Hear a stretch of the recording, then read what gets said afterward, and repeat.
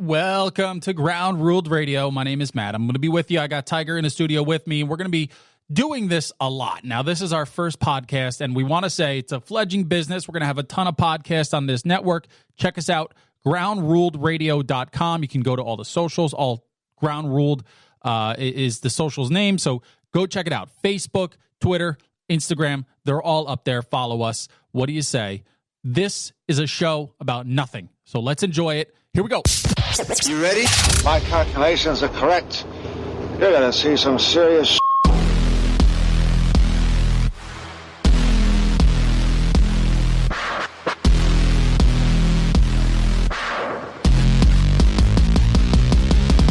All right, let's do it. I'm excited. It's our first one, and I got to be honest, what's kind of cool is we kind of just started this. Yeah, I mean, it really just came out of nothing, really. So I got a couple friends. By the way, my name is Matt. Right. This My is name Tiger. is Tyler, but I'm going to go with Tiger. So we just got refer to me Matt as and that. Tiger with you. We kind of just jumped into it because we're excited to get going. Since this is the first one, I guess we should, for lack of a better way, lay some ground rules. Yeah, maybe And I give a hate little myself. background. I hate myself for saying it like that. I really do, because when we came up with the name, I really didn't think like, oh, let's lay some ground rules. Oh, that'd be fun. Oh, that's funny. Yeah, that just hit me. Yeah, I'm an idiot.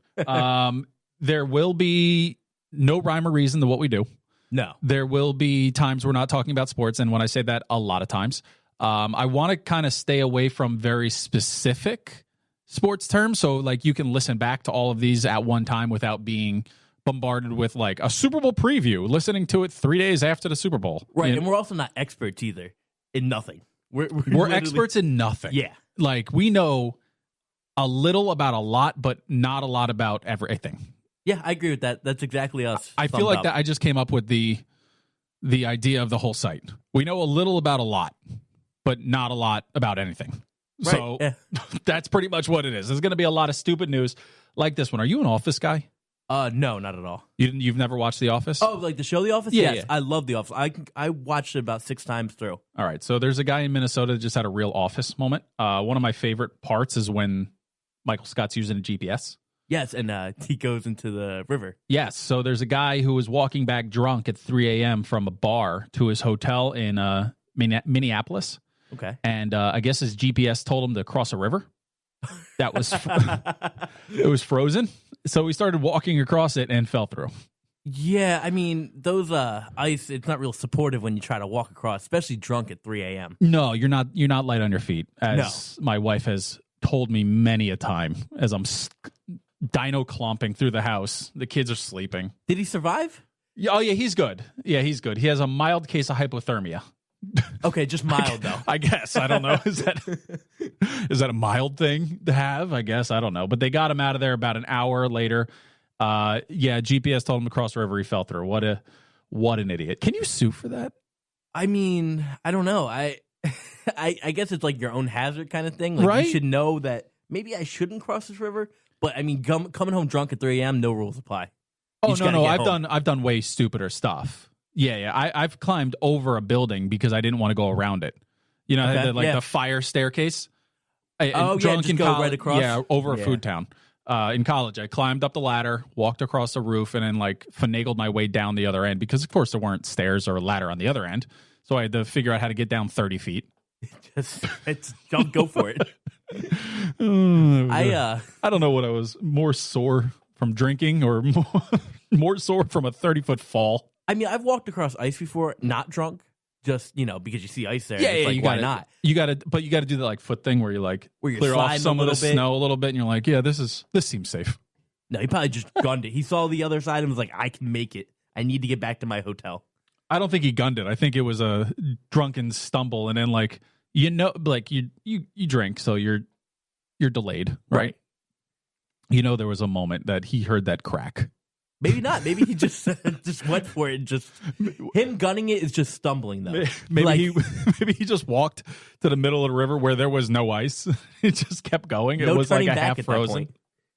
I mean, if he's got a mild case of hypothermia, I mean, it couldn't have been that cold. Minnesota though, Yeah, Minnesota is a different kind of cold. especially in January or February we're in now. Oh God, I hate everyone. Now, when you have you been to New York a lot? Like, have you rode the subway? Decent amount. One of my favorite Instagrams out there is the passenger shaming and then subway creatures of New York. So this is, I honestly can't figure out if this is genius or you're a dick. And I'm pretty sure that it's both. So there's a passenger on the subway in New York who brought a squirt bottle of ketchup and made a circle around him and on the seats so nobody would sit next to him. That's genius. Right? I really like that, actually. You're a total dick. A total dick, especially in the New York rush hour. Yeah, but isn't everyone a dick in New York? Literally everyone's a dick. Everybody, it's almost like there were so many people that were assholes in New York that you had to become an asshole to survive. Right. Like I worked in New York and I've never met more assholes in my life that aren't like purposely being an asshole. They're just surviving. What's the saying? You die as a hero, or you live long enough to see yourself become a villain. Yeah, that's New York in a nutshell. That's New York. There's no heroes there anymore. It's literally like Gotham when they blew the Batman. What is the third one called? The Dark Knight ones, or the Dark Knight. I mean, that's the only Batmans I talk about. I don't give a shit about the other ones. The third one was Rises. Yeah, Batman. Whatever. Dark Knight Rises. Something like that. Yeah, when he blows the side of the jail. And all the villains come out? Yeah. Now multiply that by a couple million, and that's New York. It's just on a regular day. Just on a regular day. It's chaos. And I fucking hate New York. But that's the greatest story. I don't know. Like, if I got on that subway, I think I would stand there and just watch everybody's reaction. Like, I wouldn't even be mad. No, I would respect the move because I would do the same thing. I hate when you get on a subway and just people sit next to you, and then you got a bigger guy and he's coming into your seat a little bit with his hips, and now you're doing that thing where you're trying to slide over. Now you're going in the other person's seat. Yeah, I don't sit down on the subway. I'm always a guy who stands up, but I'm always the guy who tries to look cool doing it. So I never like openly grab the pole because all the whatever the hell's growing on the pole. Yeah, oh my God, you can. I don't want to be near the pole because like the people who dance on the subway. Yeah, you got to avoid them. You have to avoid the crazy homeless person all the way at the end of the train. Oh my God, the crazy homeless people on the sub. It's almost worth it. Like, if you are a narcissist and a person who likes to see the world burn like I am, to go to New York, pay the $2.50 or whatever it is to get on the subway and just ride it. Just all day. All day. Like, just go places because you're going to see some shit. And one day I was going to work. I used to work like downtown right by, like, I used to take the train into World Trade. Okay. And then walk from World Trade like maybe 20 blocks, but it was a short block. So it was like a, literal 30-minute walk. When I would get on, or sometimes when it was raining, I'd take the subway from like World Trade up to Canal Street. And when I would get on the subway some days, it would be, right before rush hour. So it was like 6, 7 a.m. Holy shit, the things you would see from the homeless people. Yeah, because I guess they're just waking up, kind of, right? No, they sleep in. They got nowhere to be, so they sleep in. So they're just all sleeping on the subway? They are sleeping they're taking up the 3 seats, and like, it's such a weird dynamic of like, you've got the people in suits that are going to like their Wall Street jobs. Right, or their day traders, and stuff like that. Yeah. And then right next to them is the guy wearing 2 different size Jordans and ripped jeans. And like, you see, like, that is New York in a nutshell. There is nobody in the middle in New York. You're either making $1 million a year or you're making whatever the guy making $1 million's giving you. And like, I feel bad for the homeless people because they're just trying to stay warm and they're trying to just get some sleep, and like, whatever has happened to them has happened to them. But I mean, the guy who pisses in the corner of the subway. I mean, where else do you go, though? Like, that's a real good question. Nobody will let you in their building, and then like they get shamed for peeing on buildings, but nobody will let them in the building. Yeah, New York's the worst. Like, I hate being there unless I have to be there. Yeah, I agree. My mother-in-law goes there every Christmas to see the tree. I'll openly tell you, there's nothing more overrated than seeing that goddamn tree. It's the same tree every year. That tree's not going to change. You know what's I thought about too is that they cut down this tree to bring it in. The tree comes from like the front yard of some guy in Pennsylvania. Oh yeah, no, it's not. It's not like special. It's not a special tree. Like, They literally cut down this like 200-year-old tree that's been in the family of Jebediah in Pennsylvania. Lancaster. Yeah, Lancaster. They ship it to New York, keep it up for like a month and a half. 40 million people look at it, and then they just, where does it go after that? Yeah. like goes where all the other Christmas tree goes. Yeah, like I've never seen the tree leave. No, I've seen the tree come in with like on the 18-wheeler, but I've never seen the tree come down. I think they do it a couple weeks after the new year. So you wouldn't really look for it. What I'm saying is like New York traffic. Like, can you imagine getting an 18-wheeler in there in mid-January trying to get the tree down? Do you cut it right there and then just like throw it in the dump truck? I'm sure they have a method now where they just lift it up. No, I got probably. They probably have like a crane or something that lifts it up and puts it on the 18-wheeler. Now I got to Google this. This is ridiculous. But all right, so I guess that's kind of what to expect. I mean, I don't know how the hell we got to where we got, but we got there here on. It's like the subway. You get on, and you don't necessarily know where you're getting off at. Yeah, that's the thing, is every time you click play on one of these, it's exactly like the subway. That's a perfect reference. You have no idea what you're getting into. And the best part is, we have no idea what we're getting into. I was just talking about a guy with ketchup, and somehow we went on a rant about homeless people. Yeah, from two guys that may be homeless. I mean, we might be homeless soon. I mean, we're doing a podcast, so hey, what are you going to say? We had this discussion earlier, a little bit off air, and I want to apologize. Okay. XFL started. Yeah. I don't care when you're listening to it. It's not about the XFL because God knows we don't know or watching. No, I had no idea. And I took the first game. It was the DC Defenders versus the Seattle Dragons. And for some reason, there's no better way to start the XFL than with a bad beat. Yeah. It's crazy.